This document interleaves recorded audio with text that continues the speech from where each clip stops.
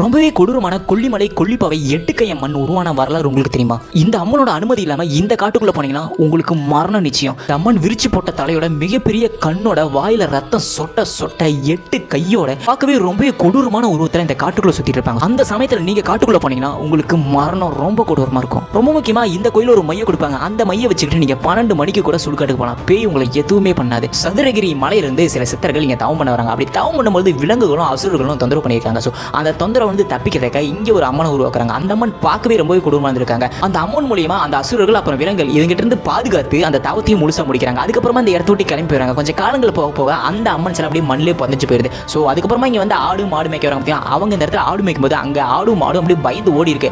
அதுக்கப்புறமா அந்த இடத்துல குழி தோண்டி பார்க்கும்போது இந்த அம்மன் 8 கையோட இருக்கு. ஸோ 8 கையோட இருக்கிறதுனால இந்த அம்மனுக்கு 8 கை அம்மன் சொல்லிட்டு பேர் வச்சு அந்த இடத்துல வணங்கிட்டு வராங்க. இங்க இருக்கிற கொல்லிமலையோட இயற்கையும் மூலிகைகளும் இந்த அம்மன் தான் பாதுகாத்துருவாங்க. இந்த கொல்லிமலையை அழிக்கிற நோக்கத்தோடையும் ஆக்கிரமிக்கிற நோக்கத்தோடையும் யாராவது இந்த மலைக்குள்ள போனாங்கன்னா இந்த அம்மன் கையால மரணம் நிச்சயம். சொல்லப்போனா இந்த கொல்லிமலையை பாதுகாக்கிறது இந்த 8 கை அம்மன் தான்.